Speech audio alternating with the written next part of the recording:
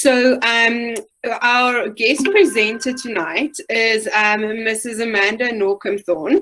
So she is a clinical social worker who works in private practice. And she, if I can say so, is almost a specialist in attachment therapy, where she's completed numerous courses on attachment therapy. And it's really considered to be one of her passions, to do attachment therapy with parents and younger children. Attachment has become such an important part within our daily lives and our attachment with each other. One of the previous webinars that we hosted was about connection and building connectedness within a disconnected society at the moment. So I would like to welcome Amanda to our De La Salle community.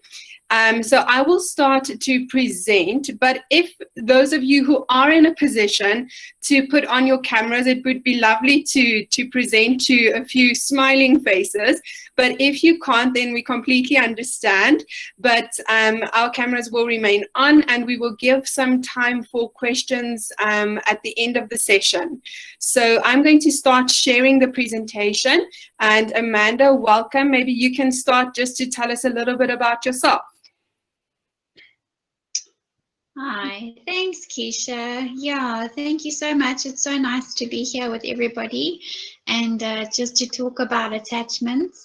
It is one of my real passions and something that I really enjoy and love doing with my clients. It's always so beneficial and meaningful. The children benefit and love it, the parents as well. So it's really such a wonderful privilege to be able to share some of it with you in a very short time. And I'm glad this will be available, you know, to watch again at some point to catch up on it. And yeah, if there are any other questions or needs to maybe further expand on some of their techniques, because I think those we're going to run through quite quickly, but maybe people can also get in touch and we can explain it to them in some way, just to make it more practical.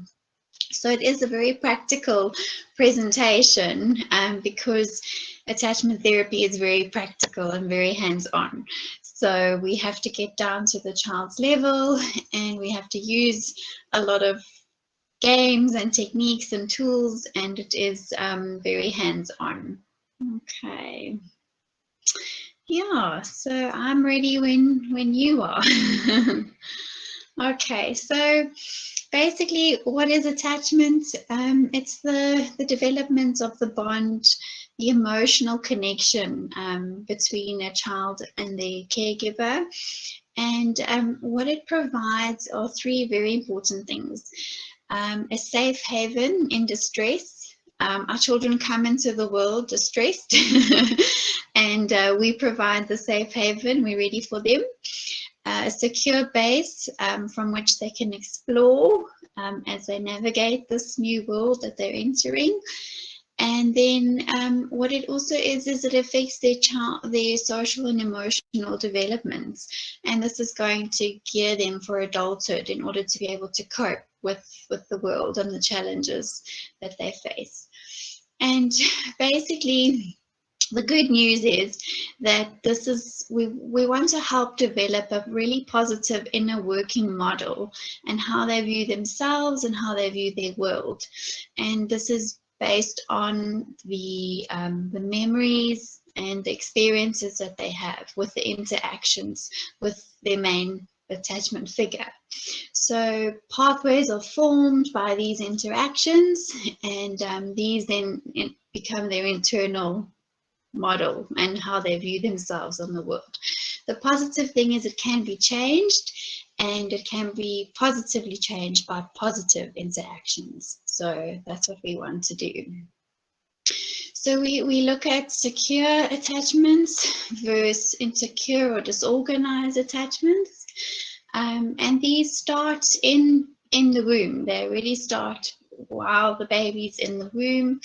And this is affected by the conditions of the pregnancy, and really the mom's emotional and mental state and what's going on around her, so that's very important to know. And then secondly, a break in this attachment cycle, which should be, baby cries, has a need, the mom responds, and then trust develops, and so it goes on. However, this isn't always possible, and anything can happen, as even with us that are as well prepared as possible, or try by all means, but there will sometimes be a break in the cycle. And then we need to go and repair what was maybe broken in that cycle. So a break in the cycle can be due to trauma, changes at home or within the family, something like a new sibling at a very young age, any health problems for the parents or the family or the child themselves, and then hospitalization, accidents, and any kind of stress and change. So I think the last year has been very stressful for us all, and it's created a lot of stress and tension. So I think it's also had an impact on all of us. And then when we look at attachments, it's based on two main factors. It's based on attunement, which is the feeling that the child has that the parent or the caregiver is really focused on me and we're connecting, and they're giving me all their attention, and they're really in sync with what I'm needing and what I'm asking for and my behavior. So that attunement. And then the second one is co-regulation. So children up until the age of actually about 10, 11, struggle to regulate their emotions themselves. So they really need somebody who they can trust, and this is their primary attachment caregiver, to help them regulate their emotions and navigate through difficult circumstances. They can't do it on their own, and they need to know that someone is there to help them do it. And then they'll learn as they go. Okay. So then we look at the effects of positive versus negative interactions on a child's development. If we look at, we said earlier, we look at the view of themselves, of others, and the world. So positive interactions will lead to them seeing themselves as lovable, special, and competent. They'll also view others as loving and responsive. And then they'll also see the world as safe and exciting. So those are what we really want to give our children, the views of themselves, others, and the world in positive interactions. If they're not so positive and it's more negative, what they're going to view is themselves as unlovable and incompetent, unworthy, and they're going to see others as uncaring and unresponsive and unavailable. And then they're going to view their world as unsafe and full of threats. So that's the contrast there. So like I said earlier, we work practically when we work with attachment therapy, and really what we want to do is get in sync.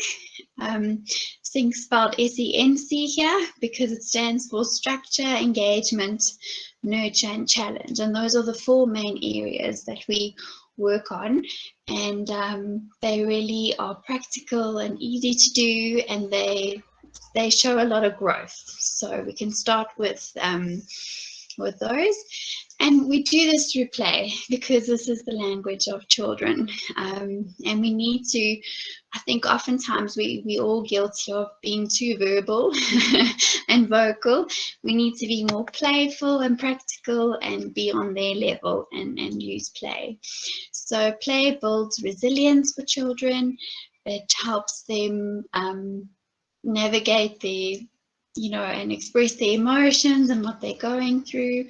It's very important for child-parent relationship, because it's within the play and the time together that relationship is actually being built and developed.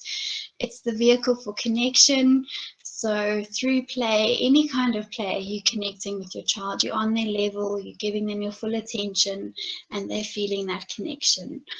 And then lastly, it creates moments of joy, pleasure, success, and cooperation. And I think we all as parents want more moments like that with our children, and in turn that develops that positive inner working model that we spoke about earlier and helps them grow into adulthood feeling like that. Okay, and joy, I think especially in times of stress and like the pandemic has been, joy has, hasn't always been there. And really joy changes the brain in positive ways and it counteracts negative experiences. So if we can create little moments of joy with our children every day, we're going to actually develop their brain and just be good for them overall and ourselves. Okay.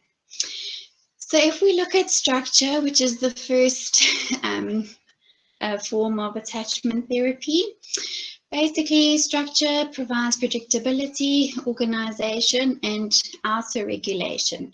So it helps the child regulate themselves physically. So when we're playing a game and we include structure and we're doing something, it's about the body in relation to the person that they're doing it with, and it creates some physical boundaries and structure. So the focus is on the body and what we're doing, and then it also uses sequence and rhythm to help children get into a good rhythm and also to feel in sync with their parents. Okay, it teaches children a beginning, a middle, and an end. And this forms part of basic family rituals, routines, and play routines. And really what we want to create is predictability and for the children to be able to engage in structure and receive structure and some boundaries because they do need those. Okay, so what are the benefits of structure?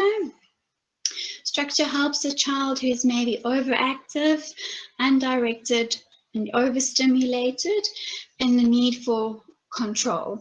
And we see that happening a lot when there's change or trauma or stress. Children want to be in control because they feel like everything is out of their control, and they might become defiant or difficult, but actually what they're doing is they're just looking for some control, and the only way they can do it is through their behavior.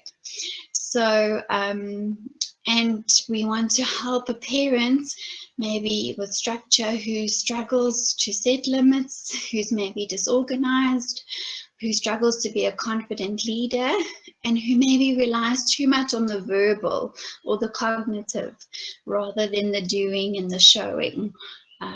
So that helps for that. And then the outcomes of structure with a child is that we give them security. We help them become better regulated. We also give them clear expectations and limits. And this is also the foundation for self-reliance, that they can feel that if I have a task and there is structure, I can follow and enjoy doing it within the boundaries. I don't have to push the boundaries all the time, and it's a fulfilling experience for themselves. So it creates a new experience, and also neural pathways are developed, and it creates that balance and that rhythm, and shows them that I can actually follow structure, which is a good self-view for them to have. Okay, so if we look at some play techniques here, just very quickly, it's about anything that we do together with the child. So cotton wool blow or feather blow is basically just blowing a feather or cotton wool to each other, but there has to be structure. So we have to make eye contact and we have to count to 3 before we blow, and go with each other and go vice versa. Toilet paper bust-out is very fun and very popular.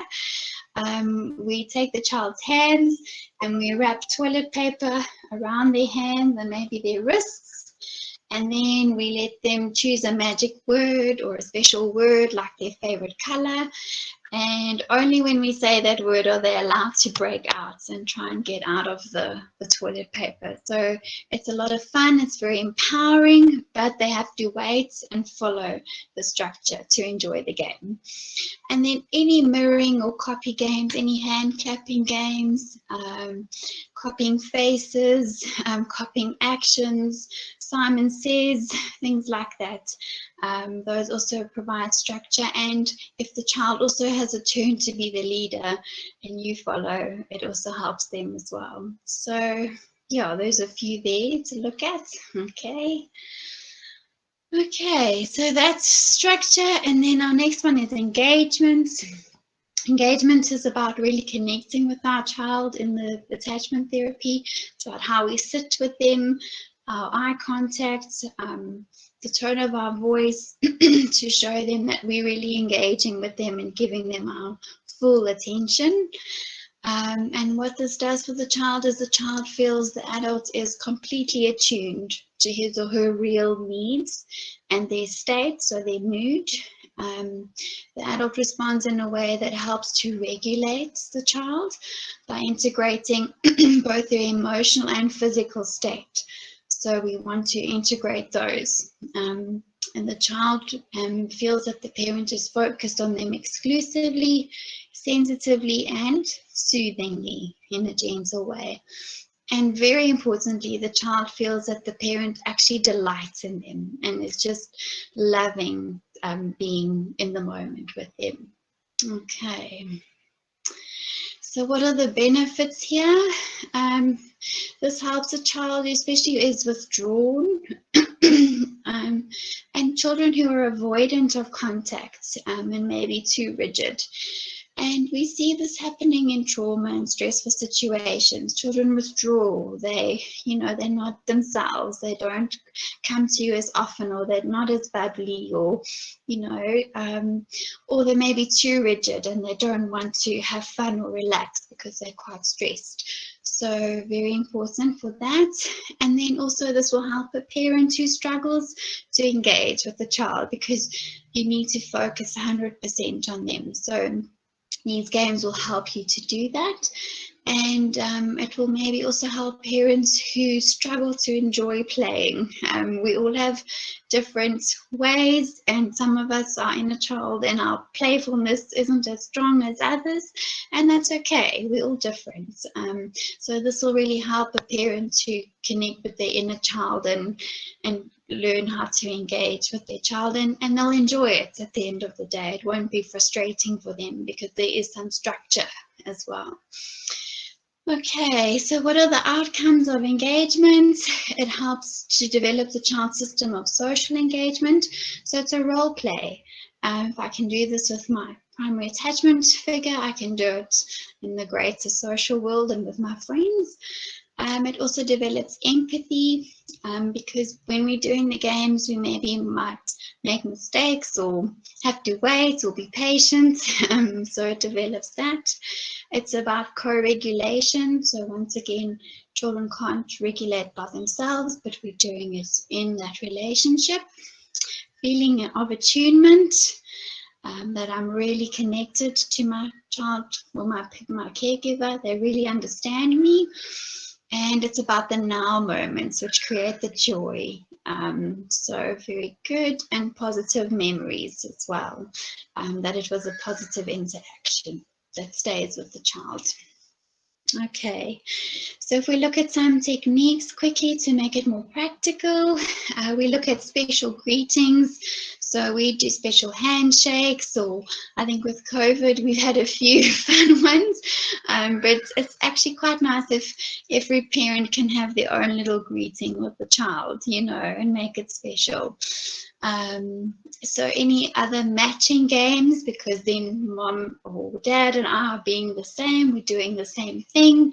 So any matching games, we use feathers and stickers, all sorts of things, and we decorate each other to look the same, and then we celebrate and have fun looking silly together. Round and round the garden, it's a very old game that we used to play, and this little piggy. And basically it's about touch, and really focusing on the child's hands and toes and fingers, and they feel so special and it's fun. Okay, hide and find. So this is a lot of fun for the children. They get very excited, and we use little objects like a cotton wool ball or anything small, and we take turns to hide it on ourselves, and then the other person has to find it. So, you know, if you hide it in your hair or behind your ear or in your shirt, and then they have to close their eyes, and then when you're ready, they need to look for it, and then you make a big fuss about them finding it, and then we swap. Okay. Powder paints or powder or paint prints, sorry. This is a lovely technique and the children love it. We say we use baby powder, and we say that it's magical because it shows up all the special lines in our hands. And we look for special letters. Usually we try to find the beginning, the letter that their name maybe begins with, or an M for mom or something special. And we find all the little lines, and then we can make prints on a piece of paper, or even on the pants of the parent if they're wearing a dark pants. Or with paint, we can do it on the paper. So that's very special, and we can do mom and the child or dad and the child. We can do both. And then blanket pass is we hold either end of a blanket, and we'll pass something to each other, whether it's a ball or a teddy or a balloon, and it's about cooperation, but about getting it right together and throwing it up and catching it together. And it's a lot of fun, and the children really enjoy it. And then lastly, to hide special notes or objects, again, we do this on the child or on ourselves. So we might write tickle or hug or high five or Eskimo kisses or whatever the case may be, or arm wrestle. And when the child finds it, they read it, and then you've got to do the action. So it's very fun for them, and they feel very special with these kinds of games. Okay. Okay, our third aspect of attachment that we look at with play is nurture. And this is really about developing a sense of trust. We want to create a safe, secure, warm environment. It often involves a lot of touch and being close to one another. And it also develops the sense that the child can expect that my caregiver will take care of me and that good things will happen to me. It's very soothing, calming, reassuring, and quietening. So just a sense of calm and quiet. And also for the child to feel that, you know, I'm so loved genuinely by my parents or my caregiver, and I'm accepted for who I am, and my caregiver shows this to me by loving to touch me and be close to me and be in my space with me, and have that closeness. So this creates a positive view of themselves. And the best thing about nurture is it's a very quick way to calm the nervous system and reduce stress. So this is something that comes in very handy in times like the pandemic or any stressful situation, anything with touch. Okay. So what are the benefits of nurture? It helps a child who's maybe overactive or become dysregulated. It helps a child who's aggressive, frustrated, hypervigilant. I think we're finding that a lot lately. It also helps a child who's pseudo-mature, so who wants to be too independent maybe for their age, and who wants to avoid being cared for and nurtured. They need that. So it helps a child who avoids contact and touch, and then it can also help with sensory integration problems because it's very much based on sensory stimulation. Okay. And then it can help with the parent who's maybe feeling a bit dismissive because they also may be stressed, who struggles to nurture, who struggles to be, or who's a bit harsh and punitive, and who's maybe feeling quite tolerance is low. It helps with that. And it also helps for parents who struggle to show affection. You know, we all have different love languages and we're all different. So for some of us, showing affection and touch isn't something that comes naturally. So these kinds of interactions can help develop that a little bit for us as well. Okay. And what are the outcomes here? It's once again regulating the child's emotional states. That positive experience of being touched and being valuable and worthy and special. It also creates a positive body image, which we really want to develop for our children. And then, like I said earlier, it reduces stress and calms the nervous system. And the child ends up feeling positive about themselves through these experiences that they have with their caregiver. Okay, oh, there's a lot here. So once again, anything sensory that you're going to do with a child. So the powder messages again that we spoke about, using paint and lotion, or any manis or pedis or anything where there's touch involved. You can even just put lotion on their hands and rub it in for them. Something the children love to do is if we look for special spots or ouchies or scars, we use lotion and we count how many we can find on their bodies, and they get quite excited and they want to try and find as many as possible. Cotton wool feather guess, we let them close their eyes and then we might tickle their arm with a cotton wool ball or a feather, and then they've got to guess which one we used. So very sensory there as well. Decorating each other with face paint or makeup or jewelry or dress up things. It's about touch again. So, you know, when you put the hat on, you really put the hat on and you touch, or when you put the makeup on, you're touching and you're really spending the time to do that. A very fun one is pizza or cookie dough. Keisha and I was saying she did this the other day with her little one, and it was lovely.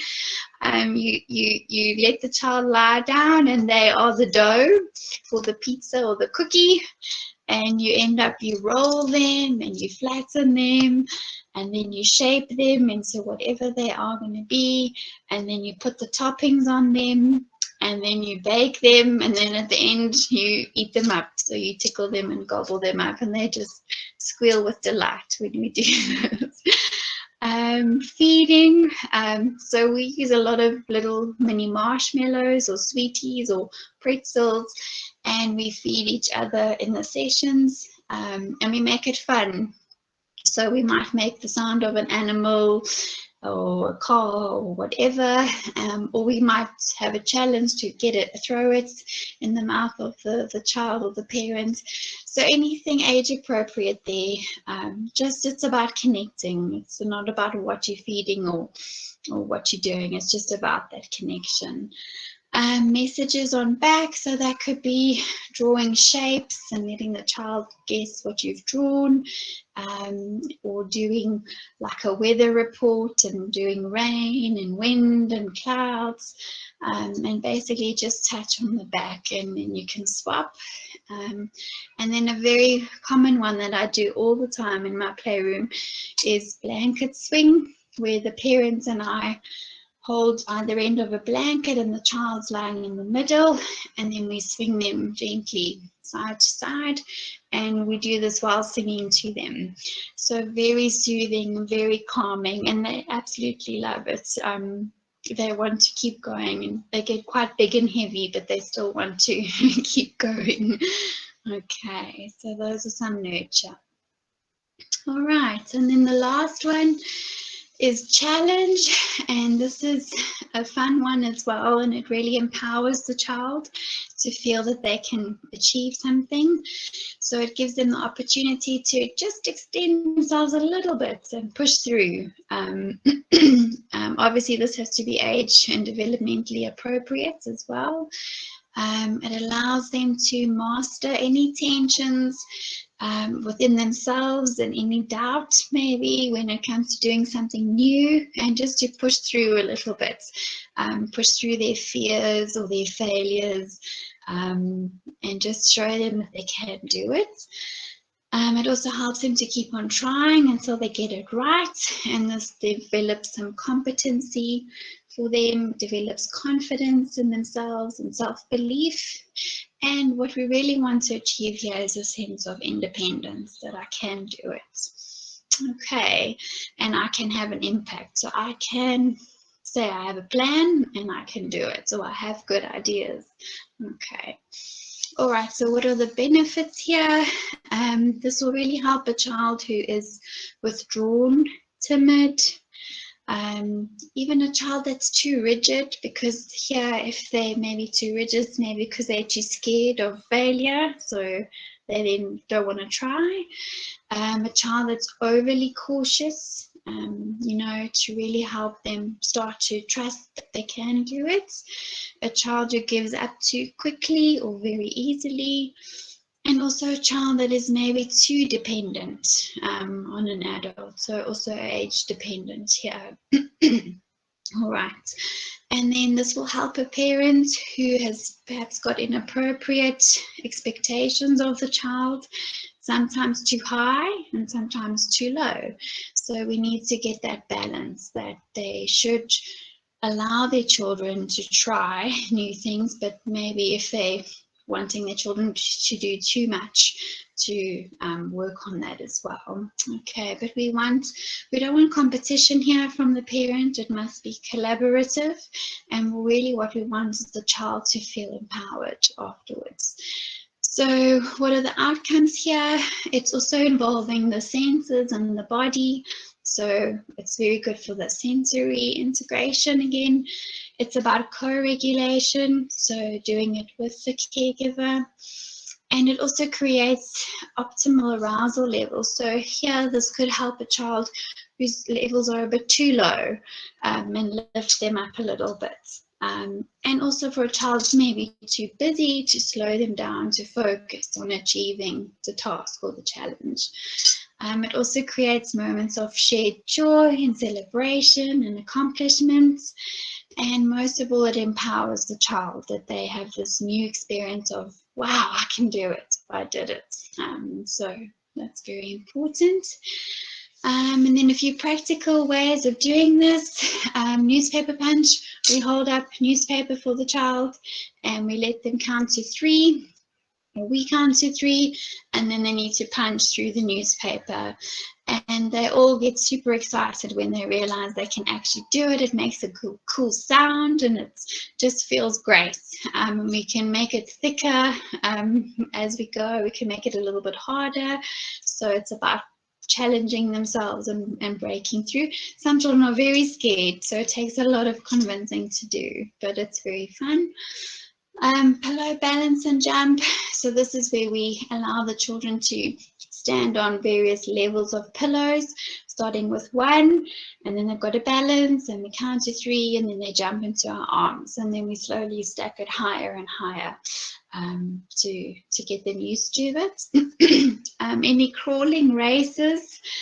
So here, obviously, you're not going to go ahead and win the race, but you're going to give them a sense that you're almost there, but you want them to win, but to just develop that competency there. Balloon tennis or balloon balance games. We use balloons a lot in play therapy. Hitting the balloon to one another with different parts of our bodies. Balancing the balloon in between ourselves and the child, whether it be on our sides or our foreheads or our backs, and walking like that, holding the balloon up. Cotton wool hockey is one of the favorites. We sit across a table from the child, and we have a straw, and we have a cotton wool ball. That's our ball in the middle, and then we try and see who can score the most goals using their straw and blowing it to each other. Picking up objects with their toes. The bubble pop game's also a favorite. The adult blows a bubble and catches it, and then ask the child to pop it with various body parts. And then measuring. Children love to measure how far they can jump, how high they can jump, how many they can do. And obviously we need to make it fun for them and give them enough opportunities to better themselves. And then arm wrestles and thumb wars are also very good for this challenge over here. Yeah. Okay, so those were the 4 areas of attachment therapy that we look at working on in our play therapy, and that you can do with your children at home. But then over and above this, what I always recommend to parents to do is to try and incorporate a special play time with their child once a week at least. This is over and above all the normal stuff that you do with your child, but it's about making a date with your child, to have a 30-minute date with them. And really in this time, it's about setting a time and a date that's consistent and try to be the same every week. So if it's a Wednesday at 5 o'clock, every Wednesday at 5 o'clock, we have our special dates. We make appointment cards. We make it really special. We even hang a do not disturb sign on the door, and we make it really special and important. Also, this is more free and child-led, so we might do it in the child's bedroom, and we can say to them, you can choose whatever you would like me and you to play with together today, and you let them lead. So they are the director, and you just go with however they, whatever they want to do. Obviously, if there needs to be boundaries and limits, we set them, but we want to have it very minimal with the restrictions and the boundaries. We want them to feel like they're in control. And if they say we want to play cops and robbers or dollhouse, then we play along and we say, well, who should I be and what should I say and what should I do? So we let them lead, and we really let them narrate the play and the story. No interruptions, so here no cell phones, no dogs coming in or other children disturbing. We really tell them that 30 minutes is just for you and I to play with together, and there are going to be no distractions. Okay. And then, like I said, minimal restrictions with as few boundaries as possible. The only real boundaries are, we don't want to break anything, we don't want to hurt ourselves or the other person, and we're going to do it in the set time. So it's only 30 minutes. You set your timer and you give the child a warning 5 minutes before and a minute to go. That's, the time's almost up. They might sometimes get a bit upset, and then we want to try end it on a positive note and say, we'll play next week. It will always be our special time every Wednesday, and then we can see what we want to do. Let's go get a snack or a drink. So you want to try and end it off on a positive note here as well. Okay, but for them to know they have their dates with you, and they can kind of choose what they want to do with you in that time. Okay, and then lastly, just from me, a checklist on things that we just want to try and remember while we dealing with our children all the time, but especially when we doing these games and we playing with them, is to make eye contact with them, be on their level, have that melodic tone of voice, the sing-song, gentle, soothing tone. We want to be less verbal, not talk as much and give instructions, but more present and more practical. We want to be close to our child, so if they move, we kind of move with them. We don't just stay in one spot on the couch and let them play. We really move and follow them. We want to show a genuine interest in them. Children know if we're not really present or if we're not really interested, they sense it immediately. So everything that you're going to do with your child will be useless unless you really show them in your behavior that you 100% want to be there. A thermostat versus thermometer. This is important about feelings. So our children's feelings go up and down all the time in an instant. And what we want to do is try to be the thermostat there. So if they're up, we want to go lower. And if they're low, then we want to bring them up again. So we need to help them regulate their emotions by being the thermostats and creating the safe space, and not being thermometers ourselves, going up and down with them. Okay, making this part of daily routines, very important. All of these things that we talked about today, incorporating them in every day. And then always acknowledging their feelings. Oftentimes we don't acknowledge. We quick to either want to fix it or, you know, tell them not to do it or reprimand them. But it's really important to acknowledge their feelings first, and to say, I can see you angry, or I can see you sad, and even the happy feelings, you know, I can see that. And for them to feel validated and acknowledged. And then lastly, just to have fun with them and enjoy them. So yeah, I think that's all from my side. Hey, yeah. Thank you, Keisha. Yes, thank you, Amanda, for that practical presentation. I think a lot of our parents have most of the little objects at home, and it's something that's readily available to us to use, and it is easy and practical. And like you said, it's so much fun for the kids just to spend quality time with their parents. And this is the last part that I want to talk about, is how we can use these attachment activities to promote that connection. Because of COVID-19 and the pandemic that we are currently in, it has placed a lot of focus on trauma and how can we support our children through a traumatic experience.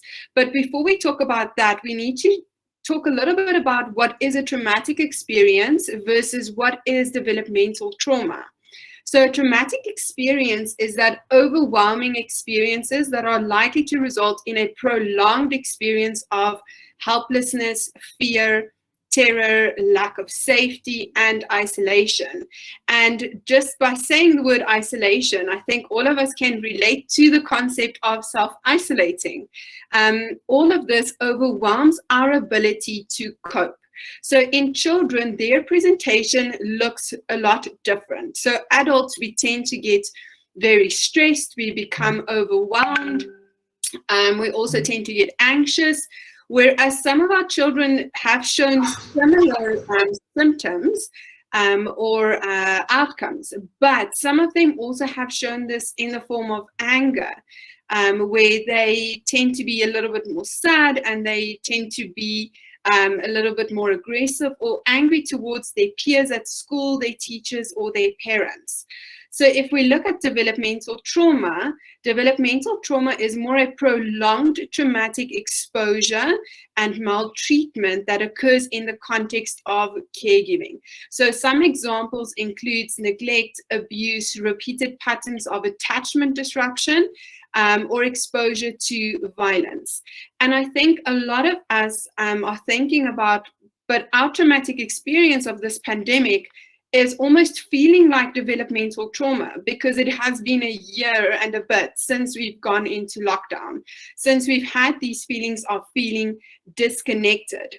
So having access to these attachment activities gives us an ability or the opportunity to connect more with our children. So some of the tips that we can give for parents after you have experienced a traumatic event. Now, this can be something like your child telling you that they feel anxious because of the changes in the world. It could be due to a loss of a family member, a loss of a friend. It could be any trauma that the child is experiencing or what the child is perceiving to be trauma. So how we can, as parents, support our children through this experience is to make your child feel safe.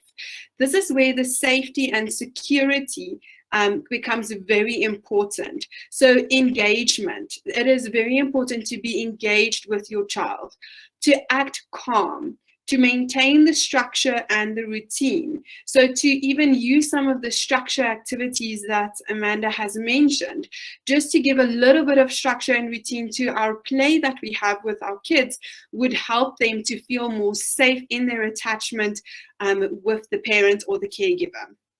We can engage in activities that children find enjoyable.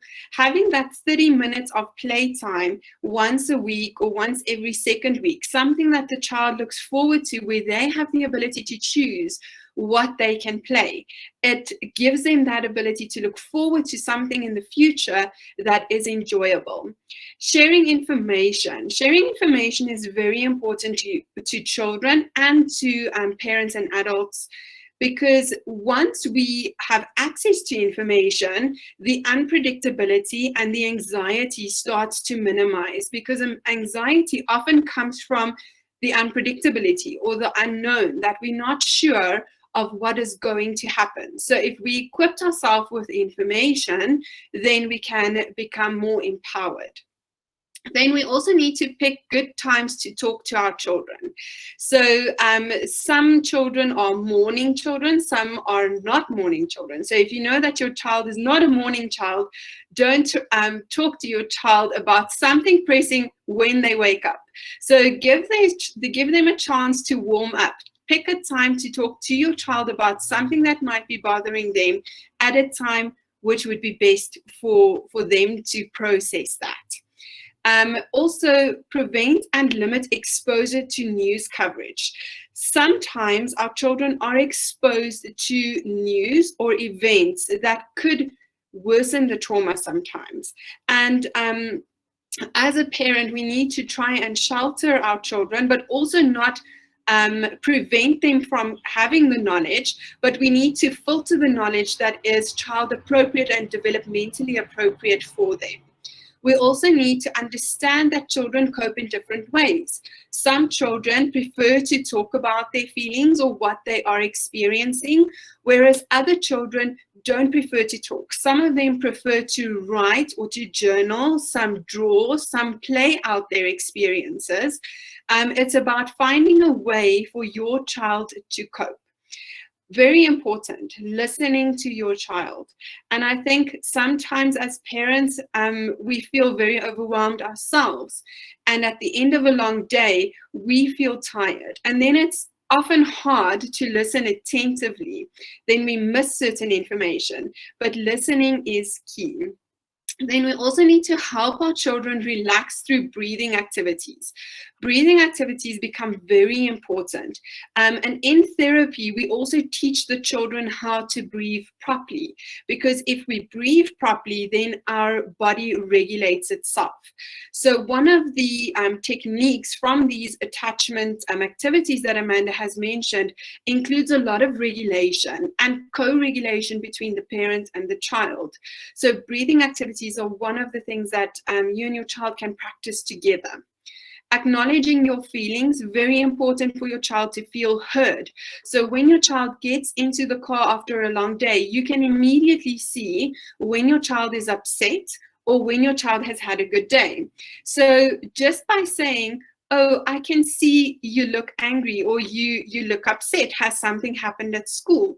Sometimes we just need to acknowledge the feeling and then they open up themselves instead of trying to interpret what they are feeling. Let's give them the chance to explain to us and to share with us what they are feeling. And then lastly, also, know that it is okay to answer with I don't know sometimes. Sometimes we don't know the answer, and that is okay. It shows our children that we are also human. We don't know everything. I know some children see their parents as superheroes, which is amazing, but sometimes we don't have the information, and that is okay. So that brings us to the end of our presentation. And I would just like to thank Amanda for joining us today for our session. I think it has been an amazing session, very informative, and thank you so much for all the practical guidance that you have given our parents. So I see we do have 10 minutes left. I'm not sure if we can open for question and answer. Is there anyone that has a question? I haven't been able to check the chat box if anybody has written a question, but you're more than welcome to go ahead and ask if you have any questions. You can just unmute your mic or raise your hands.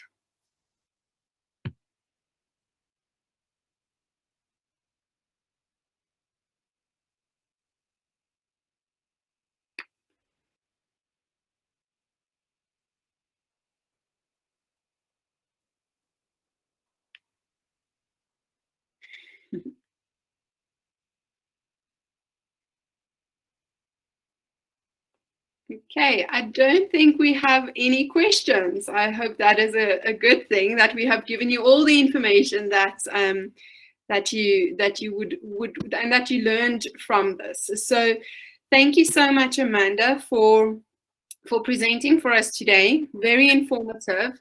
And thank you for everything. I don't know if you have any last words that you would like to say. Yeah, I think just enjoy using some of these techniques and activities with your children. I think you'll both feel better for doing it, and they're practical and easy to do. And I'm sure if you forget, what some of them are or how they work, you can just ask Keisha, or Keisha can find out from me, or about how to go about it, because it is quite a lot of information in one go. But yeah, just enjoy it, and thank you that you were here, and that you want to learn, and that you want to make the time that you spend with your children more connected and more in tune. And so well done to you. And good luck. Thank you, everyone. So the marketing team will make the video available for us on YouTube. We did record it.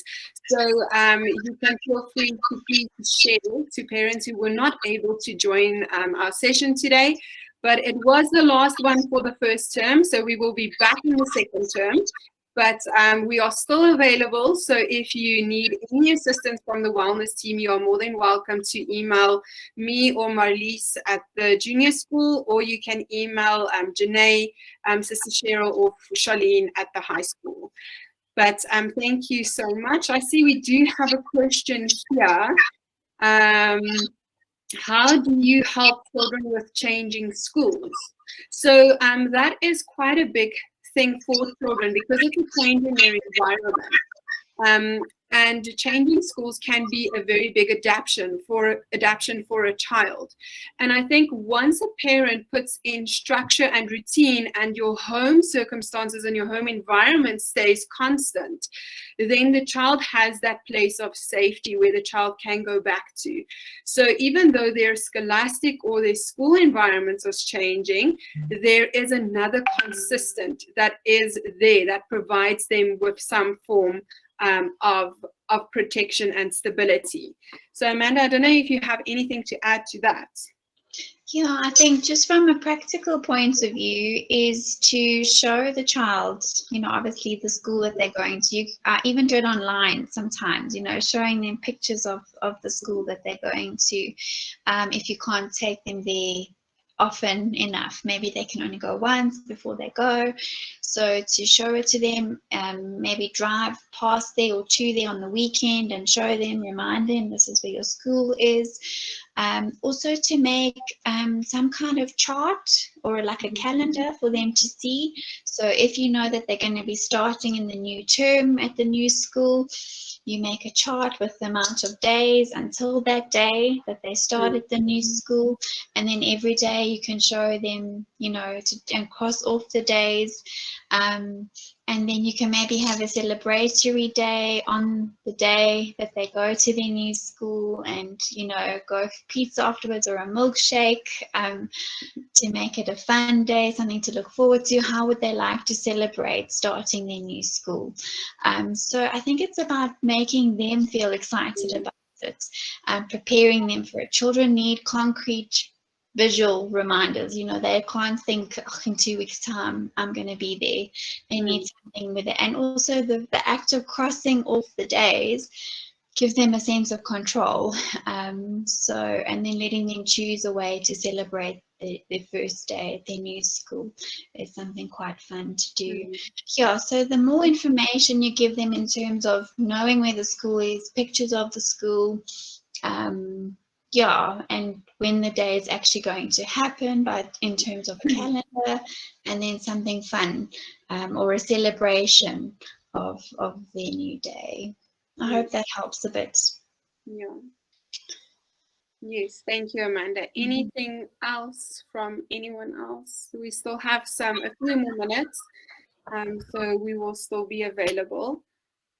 Okay, perfect. So we have answered that question. Good. Thank you so much. And sometimes it can be hard for the kids and the parents to adapt to that changing environment. So that's a very good question. Thank you for the question.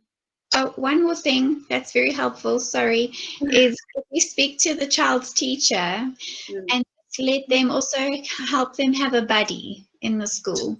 So it's really, you know, to be the only one that's there, or they feel anyway that they knew and they don't know anyone. So if the teacher can also facilitate pairing them up with a buddy in the classroom, even in just the beginning, while they're still making friends and meeting the other friends, it can really help them. So a buddy system can work quite well as well. Okay, so thank you, everyone. Thank you for the lovely evening that we could all spend together. And then thank you so much, and we will be in contact soon. And you can find the recording and the link on the app, I'm sure, and we will also share it through social media. So thank you, everyone, for a lovely evening. Thank you. Okay. Have a blessed Easter, everybody. Take care. Bye-bye.